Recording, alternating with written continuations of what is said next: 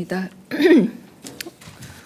오늘은 대통령 기자회견이 있어서 워낙에 기사 쓸 거리가 많은 날이기도 하지만 대수보 결과 관련해서 브리핑하고요.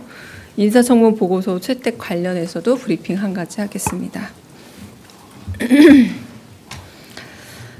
대수보 결과 관련해 브리핑하겠습니다. 강효정 대변인입니다.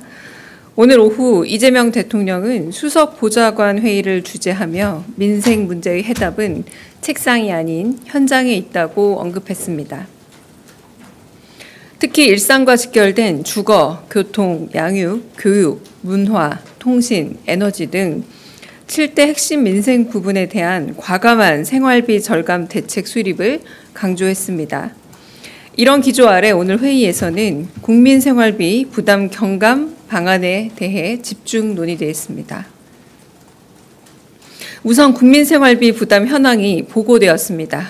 주거비, 교통비 경감 방안은 경제성장 수석실이, 양육비, 교육비, 문화비 경감 방안은 사회수석실이, 통신비, 에너지비 경감 방안은 AI 미래기획수석실이 보고했습니다. 이어 세대별, 수혜자별 국민 생활비 경감에 필요한 예산 현황을 재정기획보좌관실이 보고하였고, 하준경 경제성장수석이 소비자 물가 안정 방안을 보고했습니다. 이 대통령은 특히 원룸이나 다가구, 복합주택 등에서 발생하는 깜깜이 관리비 문제에 큰 관심을 보이면서 관리비 명목으로 부당이득을 취하는 건 범죄라고 지적했습니다. 이를 해결하기 위해 집합건물 관리체계의 민주적인 구성과 실태조사, 제도 개선 등이 필요하다면서 당장 해결할 수 있는 일을 비롯해 종합적인 해결 방안을 검토하라고 지시했습니다. 한편 교통비 부담 경감 방안에 대해서는 균형 발전 영향 평가 항목을 모든 정책을 필수 평가 항목으로 도입해 지방에 더 많은 인센티브를 줄 방법을 모색하라고 지시했습니다. 가령 도심 수도권 간의 거리에 비례해서 가격 혜택 등의 수혜를 연구해 보라면서 수요 응답형 교통 확대 방안에 대해서도 좀 더 창의적인 아이디어를 내보자고 했습니다. 더불어 공공배달앱의 경우는 전국 단위 규모의 공공배달앱 통합 등 실효성 있는 방안을 검토해 볼 것을 지시했습니다.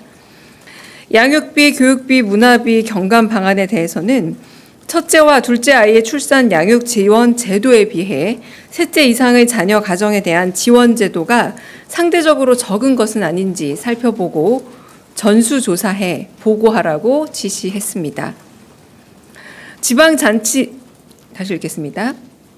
지방자치단체장 시절부터 관심이 있었던 데이터 안심 옵션 전면 도입 개선 방향에 대해서는 기본통신권이라는 쉽고 편한 이름이 더 적합한 게 아니냐라고 직접 제안하기도 하셨습니다. 특히 소비자 물가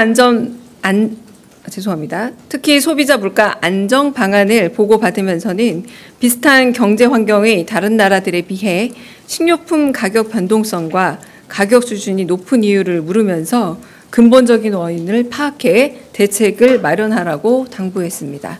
이상입니다. 인사청문 보고서 관련해서 브리핑하겠습니다. 강효정 대변인입니다. 지난 9월 8일 이재명 대통령과 여야 당대표 회동을 통해 큰 통합의 정치와 협치에 대한 새로운 전기가 마련되었습니다. 그러나 청문 보고서 채택 및 송부 기한이 지나 국정 공백을 우려한 정부가 2억 원 금융위원장과 주병기 공정거래위원장 후보자에 대한 채택과 송부를 재차 요청했음에도 불구하고 이를 거부하고 있습니다. 두 후보자는 청문회를 통해 소관 분야에서의 자질과 역량을 충분히 검증받았습니다. 청문 보고서 채택을 거부하고 송부하지 않는 것은 대통령과 여야 당대표의 회동이 이뤄낸 협치의 의미를 퇴색시키는 것으로 매우 유감스럽게 생각합니다. 이상입니다. 혹시 질문 있으실까요?